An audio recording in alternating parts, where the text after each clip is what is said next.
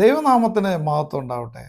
നമ്മളെല്ലാവരും ചില ദിവസങ്ങളിൽ പത്രവാർത്താ മാധ്യമങ്ങളിലൂടെയും സോഷ്യൽ മീഡിയയിലൂടെയും മനുഷ്യ മനസാക്ഷിയെയും പൊതുസമൂഹത്തെയും ഞെട്ടിക്കുന്ന ചില വാർത്തകൾ കേട്ടാണ് ഉണരാറ്. ഒരു സൈഡിൽ കൊലപാതകങ്ങളും സൂയിസൈഡുകളും ആൾക്കൂട്ട ആക്രമണങ്ങളും നടക്കുമ്പോൾ മറു സൈഡിൽ നൊന്ത് പ്രസവിച്ച സ്വന്തം കുഞ്ഞുങ്ങളെ പുഴയിലേക്ക് എറിയുന്ന അമ്മമാരെ കാണാൻ പറ്റും. ജന്മം കൊടുക്കുകയും സംരക്ഷിക്കുകയും ചെയ്യേണ്ട വ്യക്തികൾ തന്നെ കുഞ്ഞുങ്ങളെ നശിപ്പിക്കുകയും കൊല്ലുകയും ചെയ്യുന്ന ഇത് നമുക്ക് കാണാൻ പറ്റും. ഇതെല്ലാം കാണുമ്പോൾ മനസാക്ഷി മരവിച്ചിട്ടില്ലാത്ത വ്യക്തികൾ പറയും, ഇവരെത്ര ദുഷ്ടരാണ്, ഇവരെത്ര കഠിന ഹൃദയരാണ് എന്ന് പറയാറുണ്ട്. അതെ, നമ്മൾ ഇന്ന് ചിന്തിക്കുന്ന വിഷയം കഠിന ഹൃദയം എന്നൊരു സബ്ജക്റ്റാണ്. ആദ്യമേ തന്നെ പറഞ്ഞുകൊള്ളട്ടെ, ബൈബിൾ ഉദ്ദേശിക്കുന്ന ഹൃദയം എന്ന് പറയുന്നത് രക്തം പമ്പ് ചെയ്യുന്ന ഈ അവയവത്തെ അല്ല, മറിച്ച് മനുഷ്യന്റെ മനസ്സിനെയും അവന്റെ ചിന്തകളെയും ഒക്കെയാണ് ഇവിടെ ഹൃദയം എന്ന് പറയുന്നത് കൊണ്ട് ഉദ്ദേശിക്കുന്നത്. അപ്പോൾ എന്താണ് കഠിന ഹൃദയം?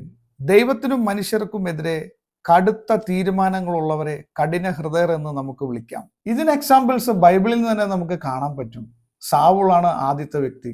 ബെഞ്ചമിൻ ഗോത്രജനും കിഷിന്റെ മകനുമായ ഇദ്ദേഹം സമ്പന്നനും സുന്ദരനുമായിരുന്നു എന്ന് വചനം പറയുന്നു. ഇസ്രായേൽ ജനം മറ്റു ജനതകളെ പോലെ ഞങ്ങൾക്കും ആകണം, ഞങ്ങൾക്ക് വേണ്ടി പടവെട്ടാനും ഞങ്ങളെ നയിക്കാനും ഒരു രാജാവിനെ വേണമെന്ന് ദൈവത്തോട് ആവശ്യപ്പെടുമ്പോൾ തൻ്റെ അഭിഷിക്തനായ തൻ്റെ പ്രവാചകനായ സാമുവൽ പ്രവാചകനിലൂടെ ഇസ്രായേൽ ജനത്തിന് വേണ്ടി അഭിഷേകം ചെയ്ത് ഇസ്രായേലിന്റെ ആദ്യത്തെ രാജാവാക്കുന്ന വ്യക്തിയാണ് സാവൂൾ.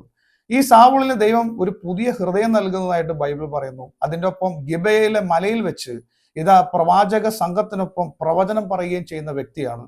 എന്നാൽ അദ്ദേഹം ഇപ്പോൾ മറ്റൊരു അഭിഷിക്തനായ ദാവീദിനെ എങ്ങനെ കൊല്ലണമെന്ന് ആലോചിച്ചുകൊണ്ട് അദ്ദേഹത്തിന്റെ പുറകെ നടക്കുകയാണ്. മറുസൈഡിൽ യൂദാസാണ്. യൂദാസിനെ കുറിച്ച് പറയുന്നത് ഇങ്ങനെയാണ്: ഞാൻ വിശ്വസിച്ചവനും എൻ്റെ ഭക്ഷണത്തിൽ പങ്കുചേർന്നവനും എൻ്റെ പ്രാണസ്നേഹിതനുമാണ് എന്നാണ് യൂദാസിനെ കുറിച്ച് പറയുന്നത്. നമുക്കറിയാം, യേശുക്രിസ്തു ഒരിക്കലും പണസഞ്ചി സ്വന്തം കയ്യിൽ സൂക്ഷിച്ചിരുന്നില്ല, അല്ലെങ്കിൽ കൊണ്ടു നടന്നിരുന്നില്ല. എന്നാൽ യൂദാസ് ഏറ്റവും വിശ്വസ്തനായതുകൊണ്ട് തന്നെ യൂദാസിനെയാണ് പണപ്പെട്ടി ഏൽപ്പിച്ചിരുന്നത്. 3.5 വർഷക്കാലം യേശുവിൻ്റെ കൂടെ നടക്കുകയും യേശുവിൻ്റെ പ്രബോധനങ്ങൾ കേൾക്കുകയും യേശു ചെയ്ത അത്ഭുതങ്ങളും അടയാളങ്ങളും കാണുകയും ചെയ്ത യൂദാസ് ഈ സമയം യേശുവിനെ എങ്ങനെ ഒറ്റിക്കൊടുക്കാമെന്ന് ചിന്തിച്ചുകൊണ്ട് കൂടെ നടക്കുകയാണ്. ഈ എക്സാമ്പിൾസ് പരിശോധിച്ചാൽ നമുക്കൊരു കാര്യം മനസ്സിലാകും. ഒരു വ്യക്തി ഒരു മനുഷ്യനോട് കഠിന ഹൃദയനായി പെരുമാറുന്നു, മറ്റൊരു വ്യക്തി ദൈവത്തോട് കഠിന ഹൃദയനായി പെരുമാറുന്നു. ഇവരിൽ രണ്ടുപേരിലും ഹൃദയകാഠിന്യം ഉണ്ടെന്ന് നമുക്ക് മനസ്സിലാക്കാൻ പറ്റും. അങ്ങനെയാണെങ്കിൽ എങ്ങനെയാണ് ഒരു വ്യക്തിയിൽ ഹൃദയകാഠിന്യം ഉണ്ടാകുന്നത് എന്നാണ് നമ്മൾ ചിന്തിക്കേണ്ടത്.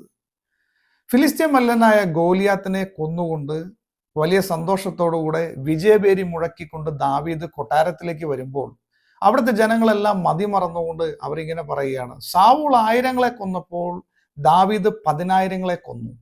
ഇത് കേട്ട സാവൂളിനത് ഒട്ടും ഇഷ്ടപ്പെട്ടില്ല. കോപാകുലനായ അദ്ദേഹം ഇങ്ങനെ ചിന്തിച്ചു: ഈ ജനം ഈ ദാവീദിന് ഇനി വേറെ എന്താണ് കൊടുക്കാനുള്ളത്? രാജപദവി ഒഴികെ ബാക്കിയെല്ലാം അവന് സ്വന്തമായിരിക്കുന്നു. അങ്ങനെ അന്നു മുതൽ അദ്ദേഹം ദാവീദിനെ സംശയദൃഷ്ടിയോടുകൂടെ നോക്കി കാണുവാനായിട്ട് തുടങ്ങി. വചനം പറയുക, പിറ്റേ ദിവസം മുതൽ സാവൂളിൽ ദൈവം അയച്ച ഒരു ദുരാത്മാവ് കയറിയെന്ന്. സാവൂളിനകത്ത് അസൂയ എന്ന് പറയുന്ന പാപം വന്നപ്പോൾ അദ്ദേഹം കഠിന ഹൃദയനായി എന്ന് നമുക്ക് കാണാനായിട്ട് പറ്റും. അതുപോലെ തന്നെ യൂദാസിന്റെ അകത്ത് കുശവന്റെ പറമ്പ് വാങ്ങിക്കണം എന്നുള്ള ഒരു ആഗ്രഹം ഉണ്ടായി. അതിനുവേണ്ടി എന്ത് ചെയ്യണമെന്ന് അദ്ദേഹം ആലോചിച്ചു കൊണ്ടിരിക്കുമ്പോഴാണ് യേശുവിനെ ഒറ്റിക്കൊടുക്കാനുള്ള ചിന്ത അദ്ദേഹത്തിന്റെ ഉള്ളിലേക്ക് വരുന്നത്. ഒരിക്കലും യൂദാസിനെ ആരും വന്ന് അപ്രോച്ച് ചെയ്യുന്നതല്ല, മറിച്ച് യൂദാസ് അവരുടെ അടുത്തേക്ക് ചെന്ന് അവരുടെ ആവശ്യം പറയുന്നതായിട്ട് നമുക്ക് കാണാൻ പറ്റും. മത്തായി എഴുതിയ സുവിശേഷം 26-ാം അധ്യായം അതിൻ്റെ 14-ാം തിരുവചനം നമുക്ക് വായിക്കുമ്പോൾ അത് കുറച്ചുകൂടെ വ്യക്തമാകും. 12 പേരിൽ ഒരുവനായ യൂദാസ് കറിയോത്ത പ്രധാന പുരോഹിതന്മാരുടെ അടുത്ത് ചെന്ന് ചോദിച്ചു: ഞാൻ അവനെ നിങ്ങൾക്ക് ഏൽപ്പിച്ചു തന്നാൽ നിങ്ങൾ എനിക്ക് എന്തു തരും? അവർ അവന് 30 വെള്ളി നാണയങ്ങൾ വാഗ്ദാനം ചെയ്തു. ദ്രവ്യാഗ്രഹം എന്ന് പറയുന്ന ഒരു മോഹം അല്ലെങ്കിൽ ഒരു പാപം യൂദാസിന്റെ അകത്ത് വന്നപ്പോഴും അവൻ്റെ അകത്ത് കഠിന ഹൃദയം ഉണ്ടാകുന്നതായിട്ട് കാണാൻ പറ്റും. അവന് യേശുവിനെ ഒറ്റിക്കൊടുക്കേണ്ടത് എങ്ങനെയെന്ന് ആ സമയം മുതൽ ചിന്തിക്കുന്നതായിട്ട് നമുക്ക് ബൈബിളിൽ നിന്ന് മനസ്സിലാക്കാൻ പറ്റും. പറഞ്ഞു വരുന്നത്, പാപമാണ് ഒരു മനുഷ്യനെ കഠിന ഹൃദയനാക്കി മാറ്റുന്നത്. അങ്ങനെയെങ്കിൽ ഒരു വ്യക്തിയിൽ ഹൃദയകാഠിന്യം ഉണ്ടായാൽ എന്താണ് പ്രശ്നം?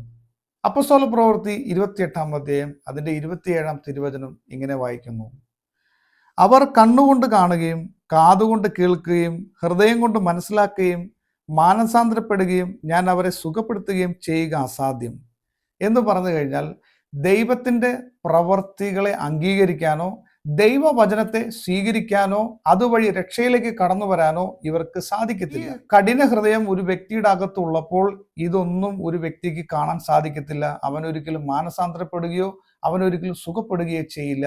അവൻ നശിക്കുക മാത്രമാണ് ചെയ്യുന്നത്. നമുക്കറിയാം സാവൂളിന്റെ അവസാനം എങ്ങനെയായിരുന്നു? അവൻ വാളിന്മേൽ വീണ് മരിക്കുകയായിരുന്നു. യൂദാസിന്റെ അവസാനം എങ്ങനെയായിരുന്നു? അവൻ കെട്ടിഞ്ഞാന്ന് ചത്തു എന്നാണ് ദൈവത്തിന്റെ വചനം പറയുന്നത്. അപ്പോൾ ഒരു വ്യക്തിയുടെ അകത്ത് കഠിന ഹൃദയം ഉണ്ടായി കഴിഞ്ഞാൽ അവൻ ഒരിക്കലും മാനസാന്തരപ്പെടത്തില്ല, അവൻ നശിച്ചു പോകുമെന്നുള്ളതാണ് ദൈവം പറയുന്നത്. മറ്റൊരർത്ഥത്തിൽ പറഞ്ഞാൽ ഒരു ഹൃദയകാഠിന്യമുള്ള വ്യക്തി അദ്ദേഹം ദൈവത്തിന്റെ വചനം കേട്ടാൽ അത് സ്വീകരിക്കുകയോ ഒന്നും ചെയ്യാതെ തൻ്റെ പാപങ്ങളെക്കുറിച്ച് ചിന്തിക്കുകയോ അനുദപിക്കുകയോ ചെയ്യാതെ അദ്ദേഹം മരിക്കുമ്പോൾ അദ്ദേഹം നിത്യനാശത്തിലേക്ക് കടന്നു പോകുന്നു എന്നുള്ളതാണ്. ഒരു വ്യക്തി എങ്ങനെയാണ് കഠിന ഹൃദയനായി മാറുന്നതെന്ന് നമ്മൾ കണ്ടു. പാപം ചെയ്യുമ്പോഴാണ് അദ്ദേഹം കഠിന ഹൃദയനായി മാറുന്നത്. അങ്ങനെയെങ്കിൽ ഒരു വ്യക്തിയിൽ നിന്ന് കഠിന ഹൃദയം എങ്ങനെ മാറ്റുവാനായിട്ട് സാധിക്കും?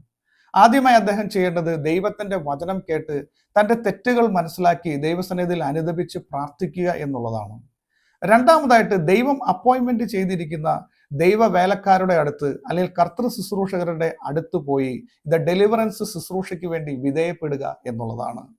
നമുക്കറിയാം നമ്മുടെ ഹൃദയത്തിന് നമ്മുടെ ശരീരത്തിലെ എല്ലാ ഭാഗത്തും രക്തം എത്തിക്കുക എന്ന ധർമ്മമാണുള്ളത്.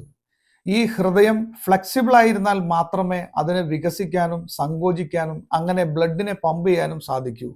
അങ്ങനെ ചെയ്യാത്ത പക്ഷം ഒരു വ്യക്തിയുടെ ശരീരത്തിന്റെ കോശങ്ങളിലേക്കും സെല്ലുകളിലേക്കും ഒന്നും രക്തം എത്താതിരിക്കുകയും ആ വ്യക്തി മരിച്ചു പോവുകയും ചെയ്യും.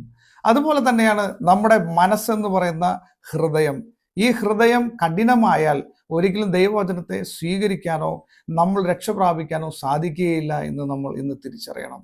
ഇന്ന് വചനം കേട്ട എല്ലാവർക്കും ഒരു ആത്മശോധന ചെയ്യുവാനുള്ള ഒരു അവസരം ഉണ്ടാകട്ടെ. കർത്താവായ യേശു ക്രിസ്തു നിങ്ങളെല്ലാവരെയും അനുഗ്രഹിക്കട്ടെ.